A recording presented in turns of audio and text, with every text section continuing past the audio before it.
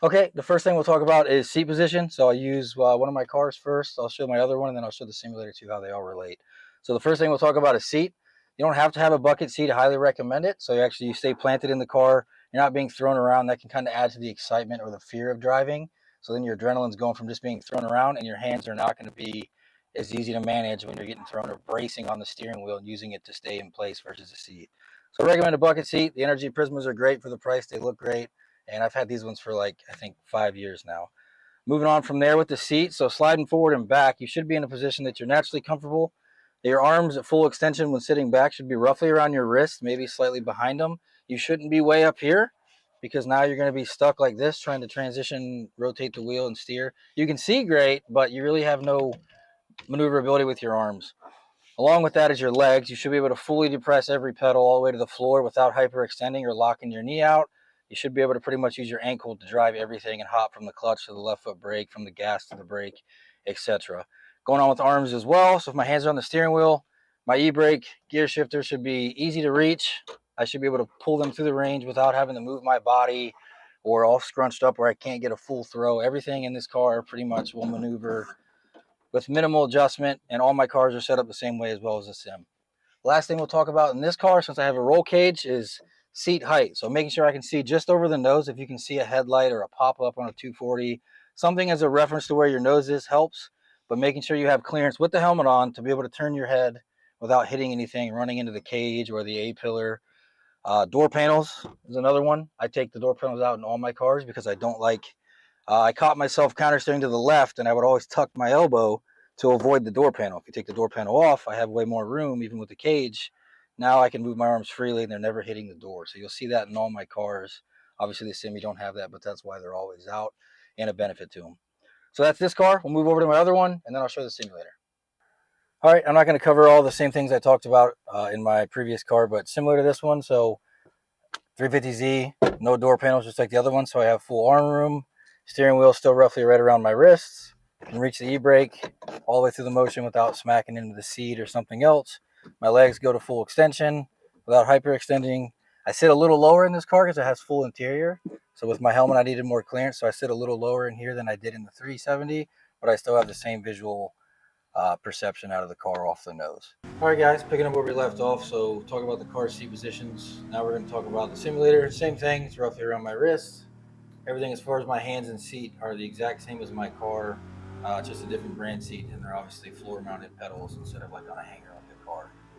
So using the simulator for reference, so I can actually demonstrate these tips prior to drifting and kind of over exaggerate them and replay different cameras. So the first one we're going to talk about now that we got seat position out of the way is the second one, and that's going to be eyes.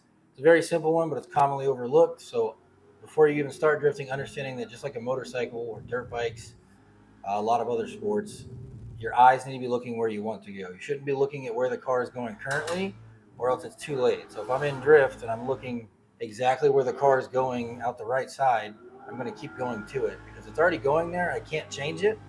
You can't change where the car is going if you're staring at it. You need to look ahead so you can guide the car where you want it to go. So if I'm going to go between these, I'm looking at these red tires and using that to gauge what inputs I need to make with the steering or the throttle to make the car go there. If I look at where the car is already going, I'm going to get zoned in on it and start to just keep going right at it, like the wall or off the track or towards the inner cliff. If I keep staring at it, I'm never going to get where I want to go because the car is already going where it wants to go and I'm just following it.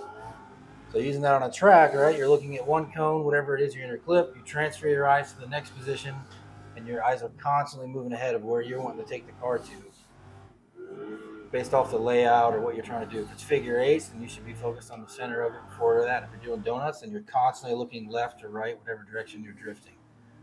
So now that we got the eyes out of the way, it kind of goes hand in hand with tip number 3, which is going to be hand placement. So there's multiple techniques to this, multiple opinions. What works for me and what is easy when you're first starting is typically around the 9 and 3 or the like 10 and 2, something like that is where you're starting because I'm neutral. Key things to note here, if I'm going to do a left turn, my left hand should be the one doing the turn in. My right hand should just be opening and allowing it to turn like this. That way when I get ready to enter the drift, when I go to release the steering wheel, all I have to do is let go with my left. My right's already open, and all I have to do is close my hands back, and they're back to the neutral position. And then make your inputs as needed. If I'm doing a right-hand drift, it's the opposite. My right hand's going to go up to probably about the 2 o'clock. Left hand's going to stay at the 9. I'm going to turn in until it's at the 3 and just open my left hand, and then I would initiate the drift and drive as so. Now those are just starting points. Depending on the angle kit of your car is going to dictate that. So like this has an angle kit on the game. So it takes, this much turn in, makes a very exaggerated turn, which an angle kit would do. If you have a stock car, you might need to go for the left and go to the 12 o'clock and turn in all the way to the 9 and then clutch kick or whatever type of entry you're going to do. The more turn in you do with your hand, the more aggressive the entry is going to be because you're oversteering the car more aggressively, which we'll get to next. How those hands work when you're in drift, once you've actually initiated, is you turn in, you'll release it, you catch the steering wheel, and then you make your adjustments. Now you'll notice how I drive. Once I catch the wheel, if I'm pulling the wheel left, it's typically always my left hand pulling it down, my right hand's just open. If I'm pulling the steering wheel right, my left hand comes open and my right hand does it. So I'm making right inputs with my right hand, left hand does nothing. Counter steer, catching, and then left hand. You'll notice if I'm going to make the input, that hand is typically always up higher, so I have room to maneuver my hand, and I don't have my hand way down here, and now I can't actually make any adjustments. I'm stuck. The only time there's kind of an exception to that, and you're going to have to figure out what works for you and build muscle memory, is if you're doing something with the right hand. So if you're in tandem or you're on the e-brake or you're trying to shift, you might have to either A, catch the wheel and bring it further to make the correction, or you might get stuck in that weird pivot point underneath the bottom of the steering wheel. Just do a few demonstrations, just kind of doing some transitions of how I do my hand work, what you're trying to work towards. There's multiple ways, the flick and follow, especially if your car's inconsistent or grip is. But notice I'm only following with one hand. The other hand is always there, ready to catch the wheel in case it doesn't do what I want it to do. And I'm still always looking where I want the car to go. And I'm not just letting the steering wheel go to whatever it wants to do. I let it counter steer until I want to catch the car, and that's when I get back on throttle and then make my inputs. So that covers hand placement, eyes, and seat position. Going into over and understeer first. On the replay, I'll kind of overplay this in third person, and I'll do a few or one in first person because it's harder to understand. So we'll start with understeer first, which is very common in low horsepower cars or very gripped up cars in the front end and lack of understanding steering input. So we'll start with the left. So using the same techniques I talked about earlier, or tips, that left hand entry. If I'm going to have to make an initiation to the left, I'm going to have to turn left. Well, if you are going too fast across the ground, you don't have enough grip, or too slow with too much grip, and you make an aggressive turn in, and basically nothing happens, and the car just pushes. So it never enters a drift, and I'm just driving forward.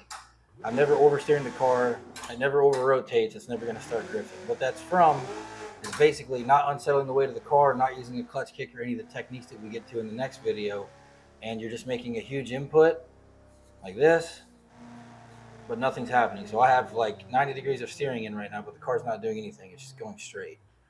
So if you do that, and that happens on track, more than likely what's going to happen is you're going to continue driving straight, understeering aggressively, until at some point you do give it throttle and the car does over-rotate really quickly. And the dangers of that is obviously if I'm going towards a wall to enter and I make a huge input and nothing happens, I'm going straight at the wall right now until it finally grips up. And what will only exacerbate that and make it worse is if you are understeering, so you make a huge input, the car does nothing, and you slam on the brakes, it's just going to continue going straight. It's never going to turn because now you're just locking up the fronts. So if I'm going at a wall, or if you're going to go off track, and I do that, so I understeer the car and I slam on the brakes, we're just going straight at the wall. It never turned, even though I have probably like a good 60 degrees of lock put in right now. As you can see, it turns straight back around. So that's understeer, right? I'm not steering, I'm oversteering the car, but I'm not getting the car to rotate.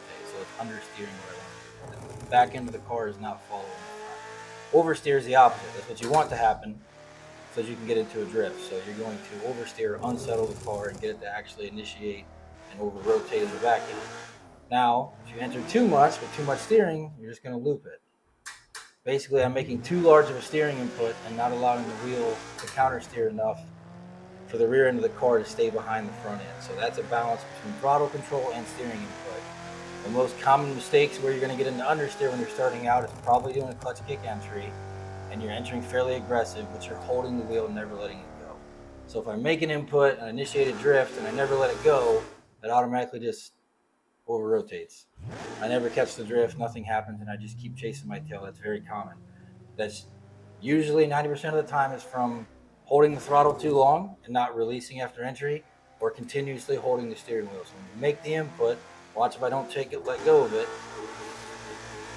If I let go late and don't continue to counter steer, it just over rotates.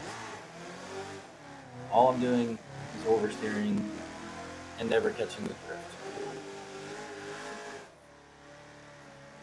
Dangers of that, obviously, you're going to go off track very fast if someone's following you or you're going towards something and not understanding what's happening. If you make a large input, you can still catch it. You just have to have the throttle control to maintain it and remind yourself to let go of the steering wheel so that the car can actually counter steer. Don't get hung up on holding the wheel, but don't release the wheel too early. If I kick in and release the wheel, now I never gotten drift and it wants to throw me back the other way. So understand that you're going to have to make a big enough input to get the car to enter and then release.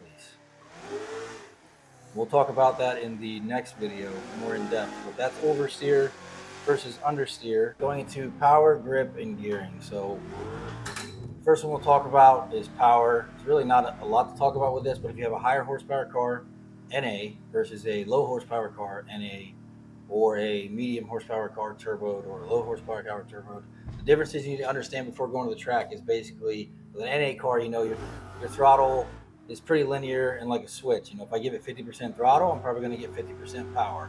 If I give it 100%, I get 100%. In a boosted car, you can be at 50% throttle, but if you're hitting peak boost, you're getting max power at 50%.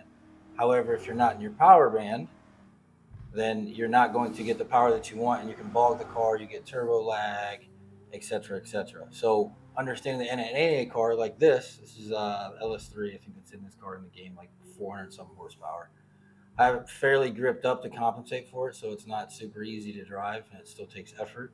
But anyways, so the NA car, you know, basically I can clutch kick it, and I can come off the throttle and just treat the throttle like a light switch because I'm new, and I don't have consistent throttle inputs, but it's still drifting. It's never unhooking or trying to throw me out of drift or straightening out. Versus a turbo car, you're not going to be able to do that. You're going to have to keep the RPMs up. So understanding that a low horsepower car, NA or turbo, or a turbo car in general, once you're in drift, you're going to have to work the RPMs. So anytime I clutch in, I'm going to have to keep the RPMs up so I can come back and boost. And I'm probably going to have to get back on power very hard to keep the wheel spinning, and then I may have to dial it back. So it might take, you know, full throttle clutch in, dump it, get back on throttle, and then modulate to stay in that power band. So it's not something major, it's just something to understand that what your car has, what the power band is, how much throttle it takes to get in your power band or boost or your NA power band. You need to learn that, understand your car and what it sounds like or feels like in the car, so that way it makes learning easier when you get to starting drifting. And how grip plays a factor, and that is if you grip the car up too much, obviously it's going to take more power to get power to the wheels. If you don't have the power, it's going to fight you. So when you're starting out, keep your car loose. I'm not saying run 80 psi, but run a temperature or a pressure that is going to correlate to your horsepower level and be consistent. Don't make a ton of changes. Set your front and rear grip balance. Everyone says, I got to grip the front end of my car, I need steers. You don't need steers. They're called front tires, for one. Two, set them at like 35, 45, even 50 psi, depending on the compound and the brand they are. It doesn't really matter. Front grip is not as important as people think, unless you're driving at speeds that are like 90 miles an hour across the ground. Now, obviously, you're going to need more front grip because the wheels are spinning as fast as the rear. What's more important is the rear grip. So run a consistent front and start with a rear PSI, depending on the compound and size. I'll give you a reference in a 350Z on a 265 Accelera 351, which is a 300 tread wear. You can start out at like 45, 50 PSI. It'll break the tires loose easily. You're going to get plenty of tire life, but it's consistent. Stick with that. Don't try to grip it up. Don't make changes until you get experience with it, especially when you're limited by horsepower. If you have a very high horsepower car, it's going to be like ice skating, so you might need to add a little bit more grip. Last tip, and it's overlooked a lot, and I see this mainly by people that are actually experienced, or they get into that comfort level where like they can link a track and they can do tandems like 5 cars away and they think they're good, but they still have a lot to learn. I'm not saying they're bad, but there's still plenty of room to learn. they don't film themselves. They don't ask for anyone to review them or help them. They just think they have it and they don't progress from there. So film yourself and then go back and watch yourself. Pick one thing you need to fix that you found, and every time you sit in grid, tell yourself whatever that one thing is, and that's what you focus on for the lap. You can't fix 6 things in one lap, but you can try to dial in one. The last thing I'll give you with the simulator that most people overlook is what it actually does for you as a driver. So in a real car, I have to see something that I'm going to do to make a change when I'm driving. I have to feel it, hear it. I'm getting thrown around in the car. There's a lot of noises, a lot of adrenaline going. In a simulator, I can't feel it. All I can do is see it. So what you train your body to do is whatever I'm looking at is what I react off of. So now I judge myself off rate of closure. I teach pilots this the same way. You learn to judge how you're flying or how you're driving by what I'm looking at. I know how fast I'm going, and by how fast that object is coming at me, how much angle I'm going to need to not go off track and be able to make it around that corner or through that line, and how much input I need. So the simulator gets good at that because I don't need to feel it anymore. I'm taking out a reaction. Instead of seeing it, feeling it, then doing it, I'm now seeing it and then doing it. So you're faster, you're more understanding of what's going on, and you're less delayed of making inputs or corrections to get back on the right line or the right speed or whatever it is you're trying to do.